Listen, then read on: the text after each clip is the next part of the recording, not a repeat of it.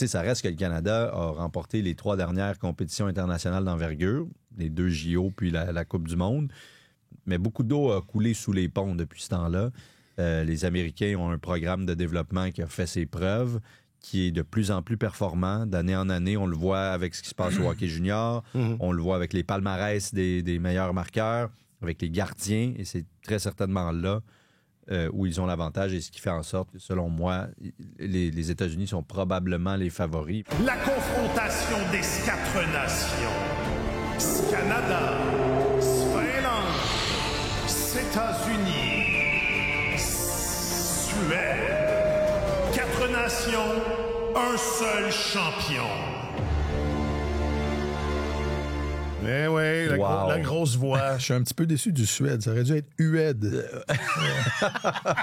Mais t'étais où quand on a fait le brainstorm?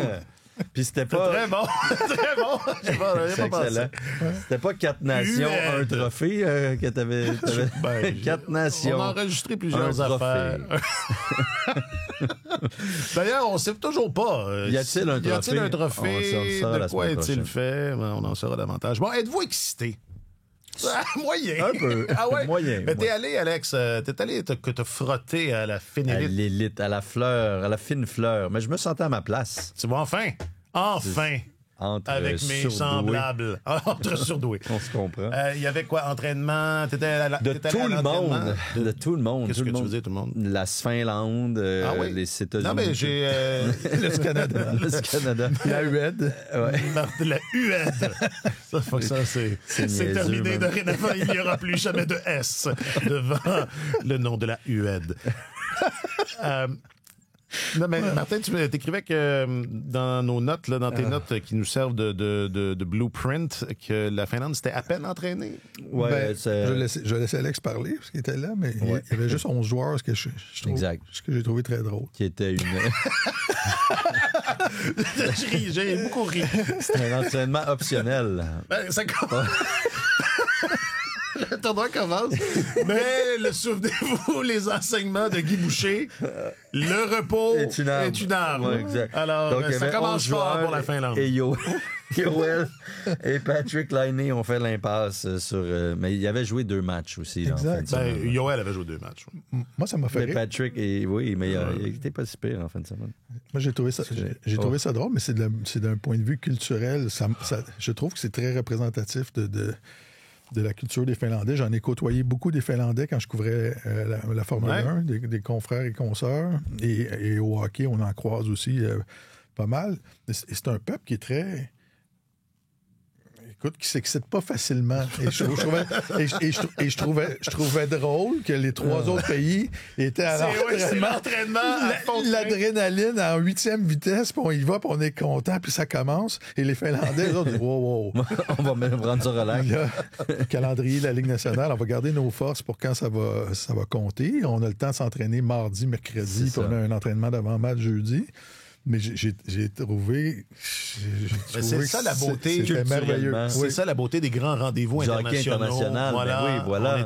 On partage. Ça foisonne. C'est ça. Ils se disent, on a déjà joué ça. Le hockey international, là, tous les gars qui sont là depuis l'âge de 15 ans se sont promenés dans le programme. On a notre système de jeu. On est correct. On va y aller calmement. À leur défense, c'est vrai qu'ils ont le temps. Là. Ils ont 2 autres entraînements complets. Puis... alors que le Canada est allé complètement à l'autre bout du spectre, ça a été un entraînement hyper intense. Punitif!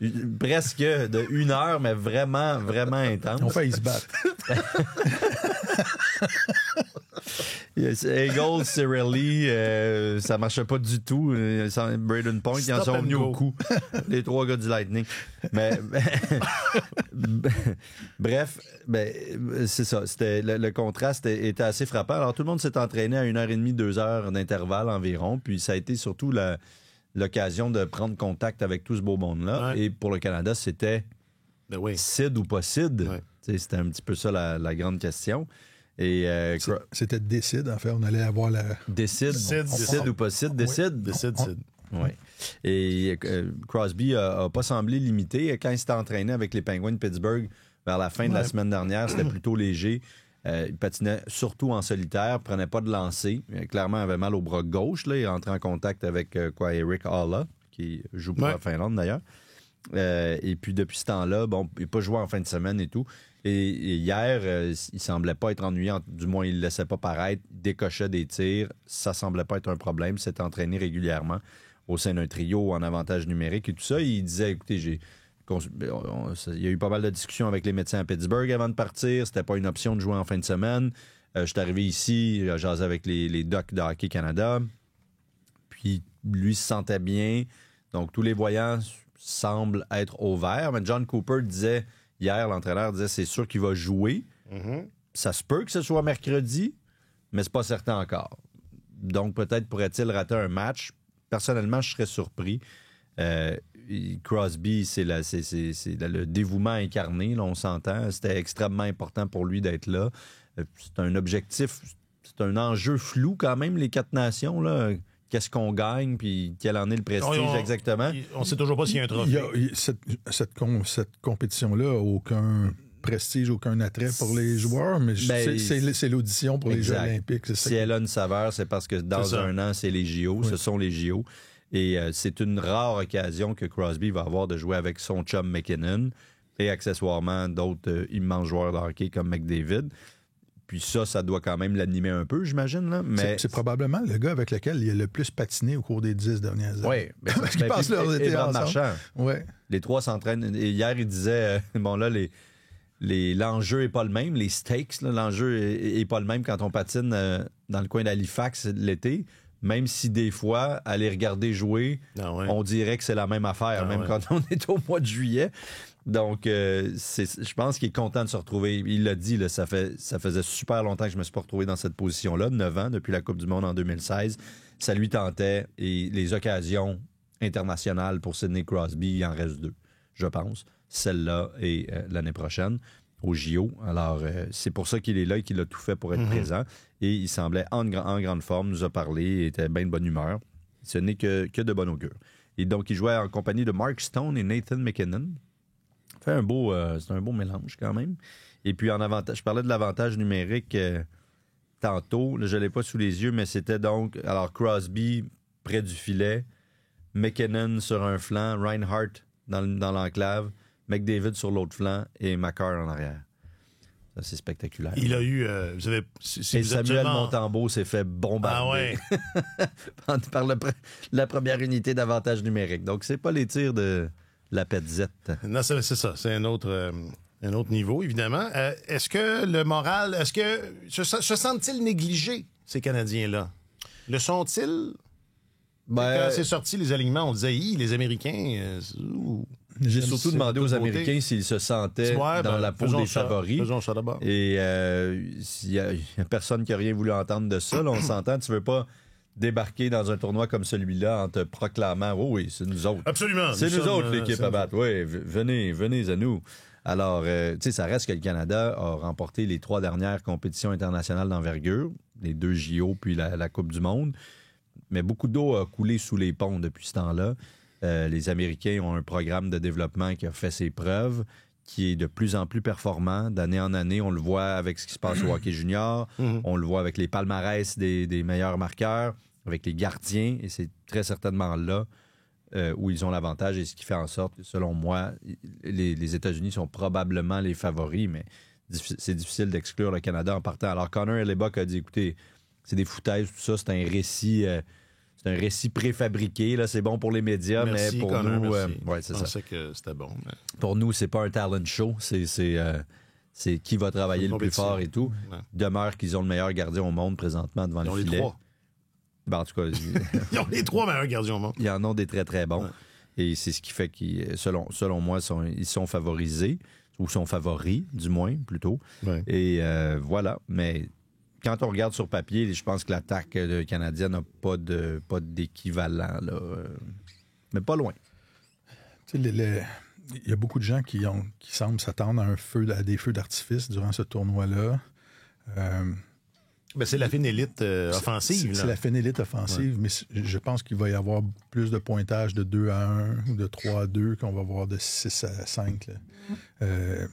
La marge de manœuvre, quand ça se joue sur un match, elle est extrêmement mince. Tout le monde, souvenez-vous la façon dont jouait le Canada. Là, on regardait à Sochi, on regardait l'alignement, puis on disait, bon, ils vont terrasser tout le monde, mais c'est une équipe qui avait accordé 3 buts en 6 matchs là, dans le tournoi. C'était la meilleure équipe défensive de tous les temps. L'accent était mis là-dessus. Puis surtout dans un contexte où les gars arrivent comme ça, ont presque pas le temps de s'entraîner ensemble, que chaque point compte dans la ronde préliminaire. Tu t'en vas en finale direct, il n'y a pas de ronde des médailles. Après, il n'y a pas une ronde préliminaire pour trouver tes repères, puis après ça, on joue pour vrai. Je pense que ça va jouer de façon très prudente, très formatée. Puis ça va être plate. Ceux qui vont faire des erreurs, ça ne sera pas plate, mais ceux qui vont faire des erreurs, provoquer des revirements, vont donner des chances de marquer aux autres. Mais tu as un paquet de gars là-dedans qui ont gagné des Coupes Stanley. Le Canada a l'avantage, je pense, en nombre de Coupes Stanley par rapport aux Américains. Là, mais souvenez-vous du genre de jeu qu'on voit en séries éliminatoires. Plus on avance, là, il n'y en a pas beaucoup des revirements. Là, puis les gars jouent les pourcentages, puis ils attendent qu'une erreur soit commise à un moment donné. Fait que ça va être pas mal plus près de ça, ce qu'on va voir, que ce qu'on voit au match des étoiles, par exemple, là, où là, ça explose de tous les côtés. Je pense. C'est ça, le format, insistons un peu là-dessus. Oui. Donc, c'est un tournoi à la ronde. Chaque équipe va se jouer une fois contre une des 3 autres. Là. Oui. 3 matchs par équipe. Là. Merci, Alex. Une autre façon de le dire. Puis, les 2 meilleurs s'en vont direct en finale. C'est un classement par points, en fait. C'est ça. Et ceux qui terminent... Et c'est quoi? C'est 2 points? 3 points pour une victoire en temps régulier, 2 points pour une victoire en surtemps, et un point pour une défaite. Une défaite en surtemps. Puis, et pour une défaite en temps réglementaire, c'est combien? 4 points. Non, est-ce que c'est un format qui peut, je sais pas, avantager, désavantager une équipe? Est-ce que ça va jouer un rôle? Ou ça fait en sorte, comme Martin dit, que c'est comme dès le début, là, il n'y a pas le temps de ça va avantager. De trouver ses repères ou de niaiser. C'est pas que ça avantage. Au moment où on se parle, c'est impossible de dire laquelle des équipes ça avantage. Mais à la fin, tu vas pouvoir nous le dire. À la fin, celle qui va avoir gagné, je vais vous le dire. Non, mais ça va avantager celle qui va créer une chimie le plus rapidement possible, en fait. Ça, on peut pas le savoir parce que tu n'as tellement pas le temps. Donc, c'est pas en regardant la formation finlandaise qu'on se dit, selon la formation, ils sont avantagés. C'est pas ça. C'est parmi ces 4 formations-là, l'équipe qui va trouver une cohésion le plus rapidement possible va être avantagée parce que, comme Martin vient de le dire, il n'y a aucune marge de manœuvre. Tu sais, à Vancouver, en 2010, pendant les Jeux de 2010, le Canada n'avait pas très, très bien entamé ce tournoi-là. C'est un peu son genre au Canada. Et c'est un tournoi relativement court, d'à peu près 2 semaines, mais tu as quand même une piste de décollage un petit peu plus longue. Ouais. C'est possible de trouver tes repères en ronde préliminaire. Après ça, tu arrives en 8e de finale. Ben, selon les formats dépendant des années, des fois, il y avait des 8e de finale, des fois, c'était direct les quarts. Mais puis là, ça se peut que tu affrontes peut-être une Lettonie, ou une Slovaquie qui, sans vouloir les discréditer. Si t'es bien classé, tu commences contre des équipes beaucoup plus faibles, tu as le temps de roder la machine. Là, il y a possibilité. Là, c'est comme si tu arrivais directement dans la ronde des médailles. Là, c'est pas la même chose. Donc, la cohésion, la capacité à appliquer le système de jeu le plus efficacement possible, puis la chimie, l'équipe qui va développer la meilleure chimie le plus rapidement possible va être avantagée, ça, c'est sûr. Un mot sur la UED, on n'en a pas parlé.